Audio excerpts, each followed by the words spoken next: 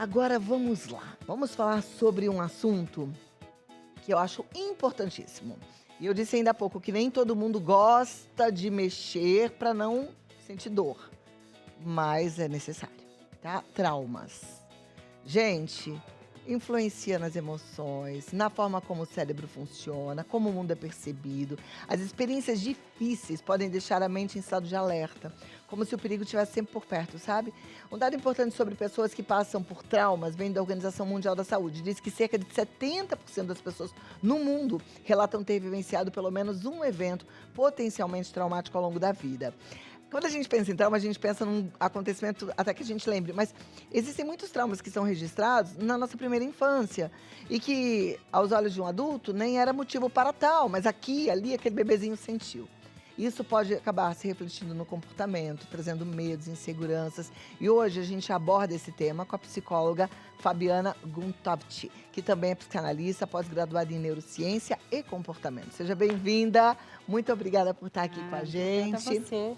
Bom te receber, viu? Prazer. E a gente já fala, então, sobre traumas. É importante mexer nesses traumas para ter uma vida leve, livre? É importante, Cláudia, principalmente se a gente não quiser ficar preso e refém do que aconteceu com a gente. Trauma não é aquilo que aconteceu com a gente, mas é como a gente internalizou e o que a gente significou daquela experiência traumática e levou isso para o resto da vida. Então, o trauma não define quem a gente é, mas ele pode explicar os nossos comportamentos. E é aí que a gente tem a oportunidade de, mais adiante na vida, elaborar aquilo que aconteceu com a gente através de psicoterapia, de meditação, de leitura e de uma disposição de entrar em contato com essa dor, para que a gente possa dar novos significados, para que a gente possa colocar isso numa caixinha que não impacte tanto na nossa vida presente, nas nossas escolhas, nas nossas relações, nas nossas emoções. Porque sim, né? Enquanto elas estiverem ali com poder dentro da gente, elas vão estar ditando quem a gente é, o que a gente faz, como a gente se relaciona. É como se a gente abrisse um pouquinho mão do livre-arbítrio de ser quem a gente poderia ser, se não tivesse tido aquele trauma. Ser quem você poderia ser. E quando a gente pensa em trauma, às vezes a gente pensa numa pessoa que externaliza, que mostra para as outras uma fragilidade, um medo, um bloqueio, mas nem sempre é assim, né? Tem muita gente que, porque sofreu um trauma, virou, ainda falei sobre alcoolismo, virou um abusador, uma pessoa violenta. Tem outros exemplos que você possa me dar que talvez torne pessoas o que elas não gostariam de ser? Então, a gente precisa entender o efeito do trauma no cérebro, né? No nosso cérebro, existem duas regiões que modulam bastante o nosso comportamento, simplificando, né? Existem várias, mas eu vou falar de duas. Uma é a amígdala, que é responsável pelo sistema de perigo. Então, quando a gente se vê diante de um perigo, a amígdala, ela entra em ação e fala opa, opa, opa, né? E é com ela que a gente vai ter a reação de lutar, de fugir ou de se fingir de morto. Por outro lado, a gente tem o córtex pré-frontal, que é responsável pela ponderação, pelo raciocínio lógico, pelas escolhas conscientes. E quando a gente vive um trauma, a gente corre o risco de ficar com a amígdala hiperativada por muito tempo. Então, e o nosso córtex pré-frontal, ele fica menos ativo. O que acontece? As pessoas, elas ficam reativas.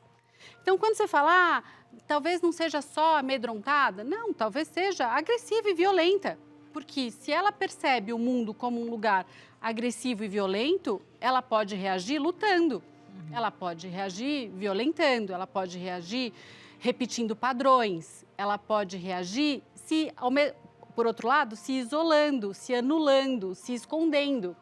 Então, cada pessoa vai reagir de uma maneira diferente aos traumas que ela internalizou dentro dela. Depende do repertório dela, depende do quanto o ambiente externo deu suporte ou não, depende do quanto ela tinha dentro dela ferramentas suficientes para lidar com isso de uma maneira mais adequada ou mais disruptiva. Então, não existe uma reação padrão ao trauma. Existem vários efeitos e sintomas pós-trauma. E isso varia de pessoa para pessoa. Comportamentos inadequados, normalmente, eles são gerados por traumas? Podem ser. Não necessariamente, mas podem ser. Podem ser. A gente conversou no primeiro bloco do programa sobre alcoolismo, né? Hoje é o Dia Mundial de Combate ao Alcoolismo. E aí a gente falou um pouco sobre essa coisa de apagar a dor, né? Anestesiar a dor através do álcool. E eu recebi algumas telespectadoras pedindo ajuda assim, eu consigo fazer o meu marido se tratar? A gente consegue fazer alguém se tratar para curar um trauma? A pessoa precisa querer. A pessoa precisa querer. Ela precisa estar disposta a entrar em contato com essas dores traumáticas, né? Com essas histórias que ela viveu e que foram tão difíceis a ponto de mudarem a percepção dela sobre ela mesma, de mudarem a percepção dela sobre o mundo, sobre as relações. É muito intenso. Então, não dá para eu falar para você, Cláudia, vem cá, bota sua mão aqui no fogo. Só você vai saber o quanto vai te arder pôr a mão ali. Você precisa falar, não, eu prefiro sentir essa dor de entrar em contato com o trauma que eu vivi do que continuar sofrendo os efeitos dele ao longo pro resto da minha vida. Mas é uma escolha que precisa ser sua, porque a dor quem vai sentir é você e o trabalho quem vai fazer é você. Não é seu marido, não é seu médico, não é seu psicólogo. Eles vão te guiar, te apoiar, te orientar, te acolher, mas o trabalho quem vai fazer é você. Existe algum caminho que facilite a percepção de que a pessoa precisa buscar ajuda para tratar um trauma? Sim. Sempre que ela perceber que a história que ela viveu está tão viva dentro dela e tão ativa que está prejudicando o bem-estar dela, o dia a dia, as funções, as relações. Quando a gente observa prejuízo na nossa vida e a gente consegue entender que esses prejuízos estão sendo fruto de algo que a gente não consegue explicar muitas vezes, porque às vezes a gente não lembra do trauma que a gente sofreu. A gente só olha para os sintomas, né, que é o que a gente está vivendo agora, mas a gente não consegue identificar. Quantas mulheres, quantas pessoas são vítimas de assédio sexual na infância, de violência, e não se lembram, vão se lembrar aos 40 anos de idade, depois que começam uma terapia? Muitas. Porque a gente, como uma defesa psíquica, a gente muitas vezes fala, não tenho ferramentas e estrutura interna para lidar com isso agora, então eu vou bloquear, e se um dia eu vier a ter essas ferramentas, isso vai surgir. A gente falou ainda há pouco no yoga, né, que a professora falou, é bom fazer de olho fechado para não se comparar, mas pensando agora nos nossos traumas, não no nosso corpo físico, é bom a gente olhar um pouquinho para a vida das pessoas e às vezes fazer uma comparação no sentido de por que todo mundo consegue ter um relacionamento saudável, por que as pessoas são felizes, por que as pessoas têm um bom emprego, por que as pessoas e eu não, né? Eu acho que para dar esse start. Pois é. O único perigo da gente fazer isso é a gente se colocar no lugar da vítima. Coitada de mim, que só eu não consigo. Sabe aquela história? E esse é um risco de quem tem um trauma escondido. Esse é o risco das pessoas que usam a comparação como meio de vida. Né? Então, assim, é legal se comparar no sentido de se inspirar. Mas quando a gente se compara e o resultado dessa comparação é a gente se pôr para baixo, aí é pior a emenda que o soneto. Entendeu? Bom seria se tivesse na escola, né? Terapia, desde que a pessoa começa a alfabetização. Eu acho que nem precisaria de terapia, mas precisaria de psicoeducação. Psicoeducação seria exatamente o quê, Fabiana? Psicoeducação é ter alguém que explique como a gente funciona, que explique para essas crianças o que é um relacionamento abusivo, seja dentro da própria família, seja um relacionamento íntimo, né, amoroso, abusivo, o que é, os efeitos do bullying.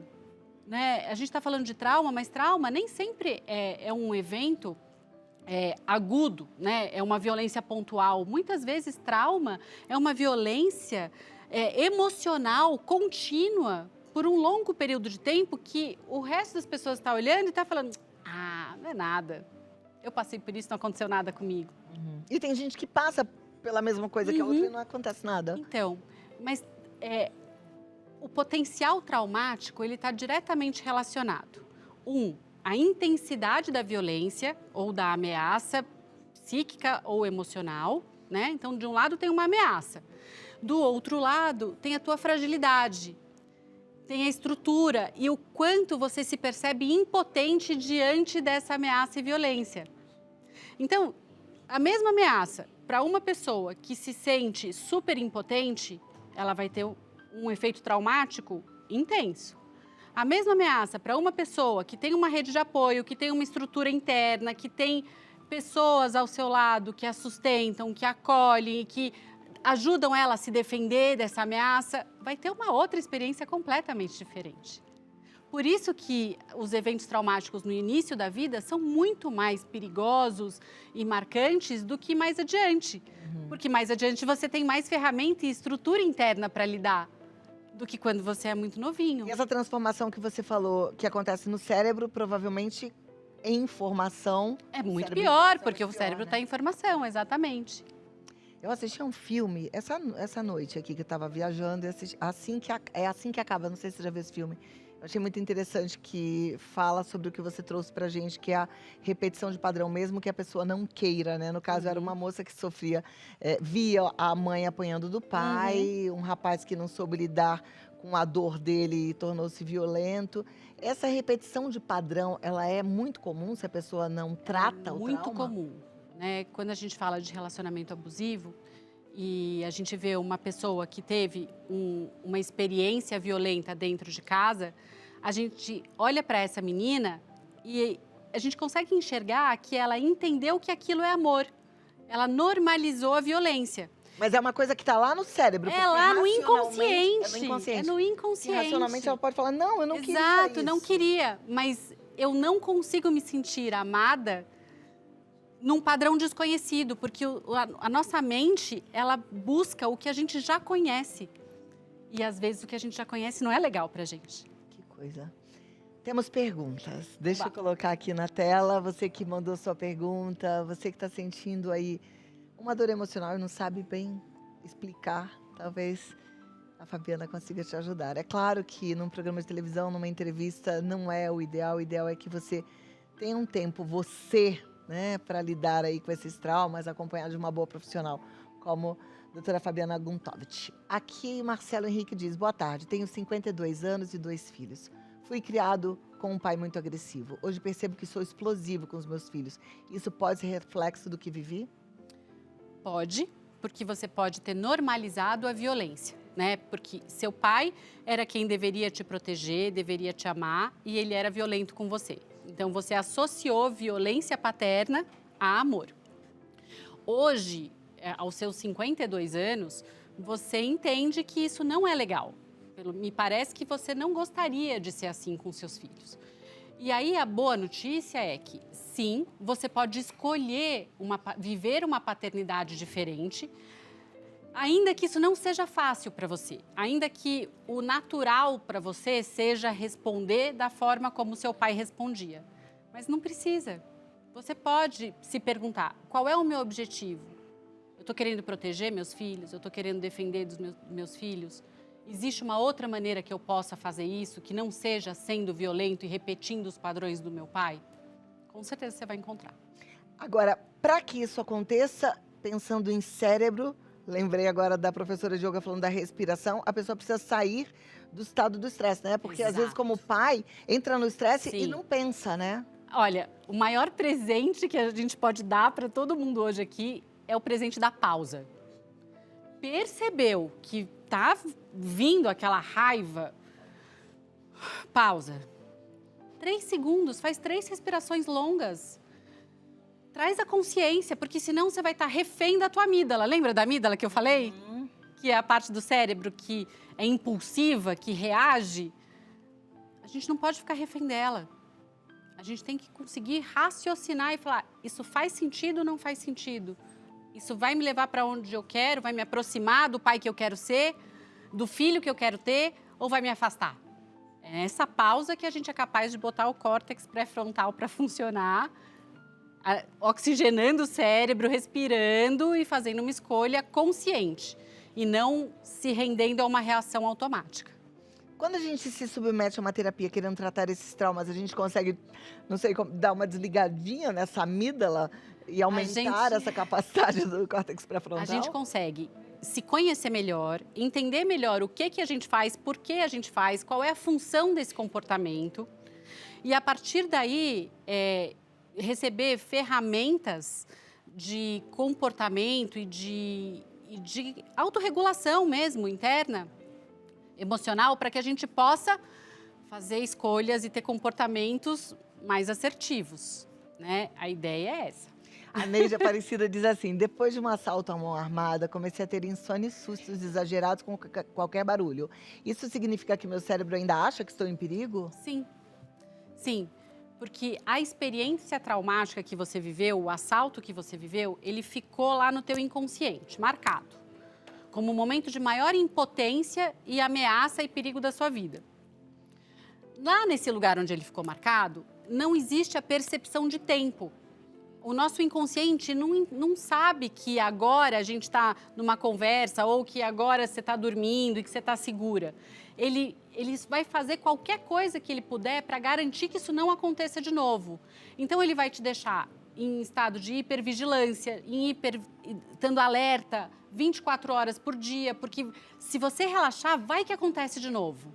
É isso que o teu cérebro está fazendo. E aí, de novo, meditação, terapia, respiração, conversa, vai ajudar você a conseguir explicar e internalizar que você está segura e que aquilo foi um evento pontual. Isso é uma coisa difícil para o nosso cérebro e para a nossa mente inconsciente fazer esse xadrez interno para acalmar e separar o que foi passado do que é presente. Entendi. Obrigada, Neide, pela participação. Juliana Cristina diz: boa tarde, doutora. Fui traída em um relacionamento e hoje não consigo confiar em ninguém. Já tentei ter outros relacionamentos, mas acabo estragando por falta de confiança. Como eu posso superar esse trauma? Terapia. Muita terapia. Por quê? Porque ao invés de você se relacionar com os seus novos parceiros, você está se relacionando com a pessoa que te traiu, na figura dos outros parceiros. Então, quando você tem um relacionamento novo, você, ao invés de se relacionar com ele como uma pessoa completamente nova na sua vida, com novos defeitos, novas qualidades, novas possibilidades, você se relaciona com ele como se ele estivesse a ponto de fazer o que a outra pessoa fez e te machucou. Então, você precisa de terapia para reorganizar todo esse sentimento que aconteceu com você, não deixar que isso defina quem você é. Porque se isso definiu dentro de você que você é uma mulher que não merece não ser traída, que merece se relacionar com uma pessoa que trapaceia, você percebe que fica difícil. Até você vai acabar repetindo o padrão. Exato, você vai repetir padrão. Ainda que o cara não queira te trair, você vai ser tão chata e tão ciumenta e tão intensa que ele não vai aguentar ficar com você. Aí o teu cérebro vai falar assim, teu inconsciente, tá vendo? Falei que você não ia conseguir. Você precisa quebrar esse padrão. Para quebrar esse padrão, terapia, respiração, meditação e um trabalho de amor próprio muito intenso. Porque você precisa confiar em você e não delegar para o seu parceiro a possibilidade de te trair ou não. Você precisa não se trair nas relações. E aí escolher, quero ficar com esse cara, ele é legal, ele não é. Mas é dentro de você que você precisa mudar, não é fora. Tô amando esse bate-papo, espero que você também esteja aproveitando muito. Carlos Augusto diz assim: meu nome é Carlos, tenho 37 anos e não lembro de quase nada da minha infância. Isso pode ser bloqueio causado por trauma? Pode. Pode. E aí, por exemplo, numa terapia, a pessoa consegue acessar esses traumas? Quando ela estiver pronta. Pode conseguir. E se ela não conseguir, ela consegue tratar esses traumas? Ela consegue, através dos sintomas que ela apresenta, encontrar maneiras de lidar com eles que facilitem a vida dela. Agora, para ressignificar e integrar essas situações traumáticas, ela vai precisar de um processo mais longo e mais profundo. Existem vários tipos de métodos terapêuticos, né? Tem algum que seja mais específico para tratar traumas? Olha, eu acho que toda psicoterapia tem um potencial para tratar trauma, né? A terapia cognitivo-comportamental, ela é mais pontual. Ela vai te ajudar, como você falou, a entender como é que você vai lidar com as Isso. coisas que vão te acontecer. Exato. Por outro lado, a psicanálise já te ajuda a entender melhor tudo aquilo que está acontecendo no teu inconsciente, que também é importante. Na verdade, elas se complementam, né, as formas de terapia. A terapia que usa EMDR, que são os movimentos do olho, ou às vezes a gente bate assim, enquanto está falando do trauma, ela também ajuda porque facilita com que você acesse esses lugares de muita dor. Então, tem vários tipos. É importante que você encontre alguém que você sinta segurança e conforto em conversar. Eu brinco que terapia é quase um Tinder, esse sim, esse não, tem que dar match entre o terapeuta e o paciente, porque a pessoa precisa se sentir segura ali, porque ela vai acessar lugares muito sensíveis, delicados nesse processo para dar certo. E mexer na dor, só pra gente terminar, vale a pena? Ah, vale. Se você estiver pronta, vale. Se você não estiver pronta, tá tudo bem, a gente não vai julgar. Mas se você realmente estiver pronta e quiser e tiver alguém do teu lado para te dar a mão nesse processo, nesse caminho, e onde você se sinta acolhida e que você receba ferramentas para lidar com o que vier, vai ser muito bom para você. Maravilhosa, né? Amei te receber. Volte sempre, Fabiana. Obrigada, eu adorei o convite. Olha, Fabiana Guntovich, é assim que fala? Guntovich. Guntovich, psicóloga, tá no Fabiana Guntovich. Como é que escreve, Clau? Tá aí no vídeo, vai. Fabiana Guntovich, não é tão difícil assim. Aí você já segue, deixa seu recadinho, seu agradecimento e não se acomode. Tá doendo, tá ruim. Busca ajuda. Com certeza a vida passa tão rápido, né? E a gente pode e deve ser feliz. Muito obrigada, uma ótima tarde. E um lindo ano, já que agora começou, sem desculpas, né? Passou o carnaval, começou agora o ano. Começou. E não esqueça, você que está aí me assistindo, como diz a palavra de hoje, faça tudo com amor. Com amor. O amor começa aqui, ó. Amar a Deus sobre todas as coisas, amar ao próximo como você se ama. Busque se conhecer e se amar. É a base de todas as coisas. Beijo, Deus te abençoe da cabeça aos pés e até amanhã.